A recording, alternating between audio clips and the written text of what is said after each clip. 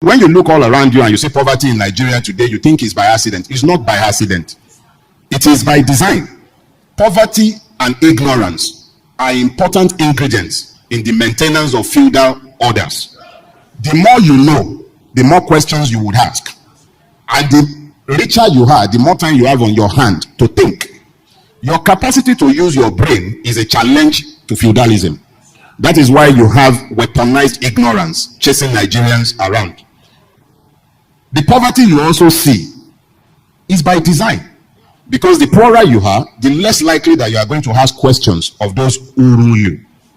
So you have this idea of feudalism that started as part of a culture, but that has transcended that culture. It used to be that when you're talking feudalism, people are waiting to see an emir, or they are waiting to see a sultan or an alkali. But the reality is that that idea, and that's where we come back to the ideas again, that idea is like a virus. It has dumped host. Where it used to exist only within the Fulani culture, it now exists in each and every Nigerian culture. Your governors are not unlike emirs. The president is not unlike the sultan. The government does not exist for all. It exists for a class. Feudalism does not work on the basis of the rule of law.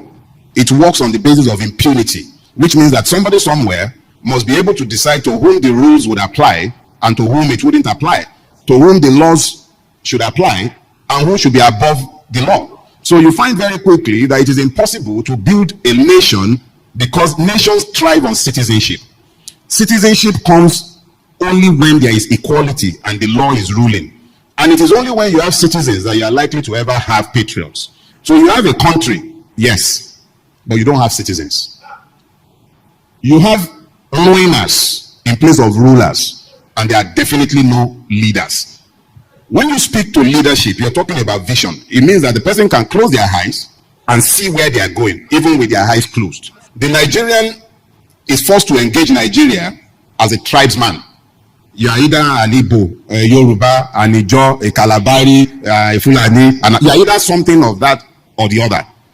Nobody ever treats you as a Nigerian and a human being.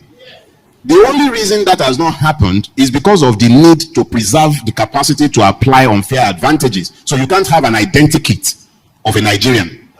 So those of us who believe that this country can be better, first thing first, love your neighbor as yourself. Love your neighbor as yourself. It doesn't say love your neighbor more than yourself. Let's be